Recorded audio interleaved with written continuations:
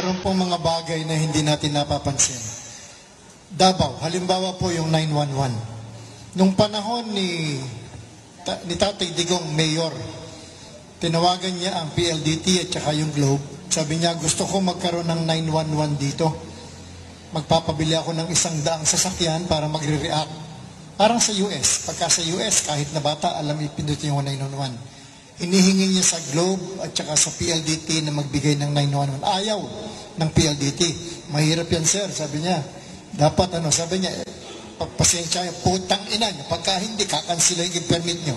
In 3 days, binigay ng yung 911. Pangalawa, yung pong ating internet, kung maaalala ninyo nung araw, magbabayad ka ng 50 pesos o 1,000 pesos a month for 1 Mbps up to 1 Mbps.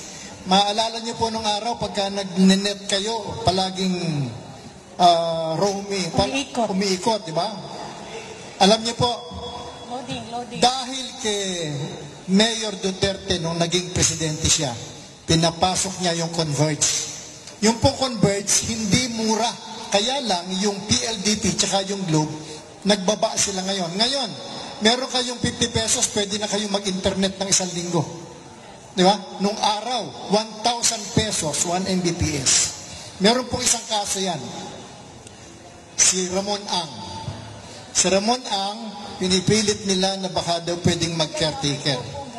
Nung pong panahon ni Pinoy, papasok sana dito yung Telstra para maging third internet provider. Yung pong Telstra, wala siyang backbone. Ibig sabihin, pwede siyang magdala ng internet sa Pilipinas, pero hindi niya pwedeng i-distribute. Yung Telstra, nakipag-usap kay Ramon Ang. Meron pong frequencies na naka-assign sa San Miguel, yun ang dapat gamitin ng Telstra. Ang ginawa ng PLDT at saka ng Globe, dinimanda nila si Ramon Ang. Hindi daw pwede. Alam niyo po ang ginawa ni Ramon Ang? Ibinenta niya yung frequencies na yon sa PLDT Globe for 77 billion. Nakinabang siya dun sa property ng gobyerno. Kung hindi niya binenta yon, sana matagal ng mura ang ating internet. So, hindi lang po natatapos dun sa health. Marami po mga bagay na pinakikinabangan natin ngayon na kung hindi dahil kay PRRD, wala pa po sana sa atin ngayon.